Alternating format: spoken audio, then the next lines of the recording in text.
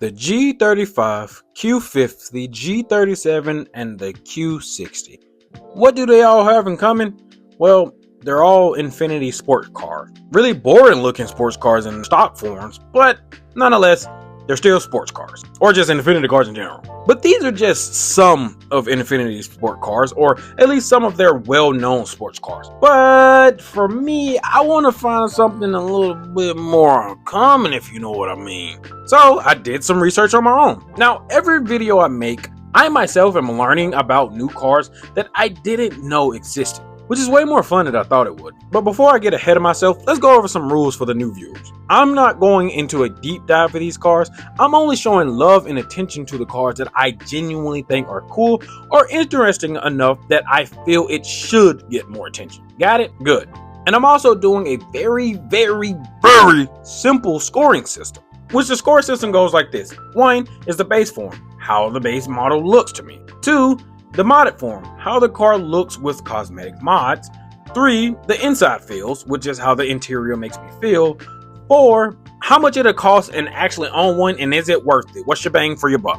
And 5, the overall vibe, which is just the total score of the car. But enough yapping. Did you know that Infiniti had a luxury sedan that came with a V8? It's not a sports car, but it got a V8. It's sport enough. Well, this car ran from 1989 all the way to 2006 with 3 generations of cars, which makes it even more crazy to think that I've never heard anyone ever actually say anything about these cars. Hell, there's barely any YouTubes about it. Luckily though, the main one I'm talking about, the second gen, did have some YouTube videos. Because duh, I don't own any of these cars, I'm just talking about. But this car also did come with rear wheel drive for all my drifty boys and gals out there, of course. But just for a bonus, I'm going to do all 3 generations. So getting into the first scoring, I'm going to do the base model. For the first gen, I'd have to give it a 6. Not because it's ugly, but because it doesn't fit my style personally. Meaning I understand how someone could like this car. It has an old school mafia vibe to it, but for me personally, it's alright.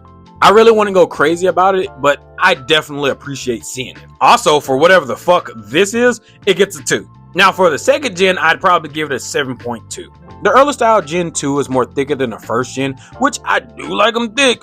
On top of that, I do think the shape is just a little bit better, and for the later styling for the second gen, it's about the same, just a little bit more refined. And for the third gen, it gets a 4. I'm sorry if you're a lover of these models, but this hurts me. Now, for the cosmetic mods, it's always a different story for me. Now, I'm only judging the second gen because I barely could find any modded version of the first gen, and the few third gen photos that I found, they weren't doing it for me. But for the second gen, doing some cosmetic mods really improve how this car looks to me. Not by a lot, but definitely make this car an 8 for me. Most of the cosmetic mods usually builds off the sleekness that this car has already, changing it from a mafia feel to more of a Maybach feel. It just looks like a car that gives off such a boss vibe, boss shit stuff. I don't know. That shit sounds corny, but that's the best way I could describe it. Now on to the feels, or the interior if you like. I hate all of these. Now, don't get me wrong, I understand the luxury aspect behind the car, or any luxury car for that matter, but I will never like wood grain in a car. Anytime I see wood grain in a car, it just reminds me a lot of older church cars or Oldsmobiles that grandmas would drive. Now the first gen doesn't really do wood grain, which make it a little bit better in my opinion. Actually, I lied. I actually do like the first gen interior, at least if it has all black. But if I have to give a ranking to all of them, it would have to be 7, 4, and 2. Now with the price, it's really a hit or miss with these cars. It really just depends. Most of the people that own these cars probably actually imported the Japan counterpart rather than the America counterpart. I can't speak. Which means some guys think these cars should be $11,000, even though cars literally lose value the minute that you buy it and you chop into it. But hey, what do I know? And then you have the ones that you'd find that aren't really that bad on price at all. But most of these cars in this price range have some quirky thing that warrants the price in the first place. From no titles to blown head gaskets to just really high ass miles. But outside of that, I'd still have to give it a 6. I don't think it's too bad if you have the time and the money and the prices aren't too crazy, but they're not anything to write home about. But if I was to give this car an overall score, I'd probably have to give it a solid 7. It's not a bad car by a long shot when it comes down to looks and even the engine. They're really great cars, and I wish I got to see them more. They do sound really great, but me personally, I'd probably pass on it unless the price is right. It has to be really right. Now, jumping over to the other side of sports cars, The most well-known Infiniti in the car community would have to be the G series, mainly the G35 and the G37. But why in the hell have I not seen anyone ever touch the G20 or the Nissan Primera? This car seems like it would have fit really well with the car scene in the late 90s to early 2000s. It had the body and shape to make some really cool ass builds. It really just reminds me of Infiniti's version of a Honda Civic, especially considering that this car is front wheel drive, which is evidently probably why a lot of people forgot about it. But that's just my assumption. But getting into the ranking, the base model would have to be a solid 8 for me. I don't know why, but simplistic boxy designs are always an automatically good look for me. And honestly, that's probably due to the potential a lot of these cars have with modifications. So, talk about modifications. Not because it's bad or anything.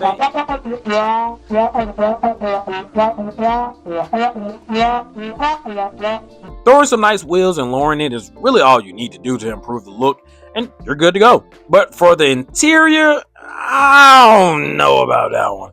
I'll just say this. This interior serves its purpose, but if you ever get it in tan, burn the whole car to the ground. 4.5. But for the price, I'd probably have to give it a 7.5. Most of the examples I found were pretty good for what you got. Now, a lot of these cars do have high mileages for the conditions that they usually come in, but they're most likely still running extremely strong. These cars seem like they were more attuned with the everyday commuter side of things compared to the car enthusiast side, which makes finding one of these cars pretty stress-free. They're not really ran through like your ex-baby mama. But with that being said, the overall vibe I'd have to give this car would have to be a good 8.5 overall. It's a really nice car and I wouldn't mind owning one. I'm kind of sad that I never get to see these in the wild so much and that there aren't too many afterbody kits or modifications out there. Because I think this car could make some really cool designs if somebody actually tried. And if there are some really cool designs out there, let me know. I don't be knowing. I look up what I can, and if I can't find it, oh well. But talking about unique designs, what the hell happened to the M series design? Like, how the hell do you go from this to this? Like, dude, this car has so much sauce, and then you made him a nerd. But whatever. The first gen M3 or the Nissan Leopard. What the hell is up with Nissan in these cool ass names? That's the name of the M3 in Japan? Why don't we ever get cool things in the States? This shit sucks, bro. But jumping right into the rankings, following the G20, the M30 also kind of has a Honda vibe to it. Because this looks just like Infiniti, kind of copied Honda's homework, but changed it up just a little bit. But it is rear wheel drive, so that's a big difference if you wanted the same style, but wanted to be a drifty boy. But I do like the base model style just a little bit more than an Accord, but regardless, I'd have to give it a 7.5. I think with that style, you could actually do a lot of different aesthetics. Beach, old school money, midlife crisis. But jumping over to the modded side of things, I definitely have to give this a 9. I've seen a few of these builds and god damn, they look good.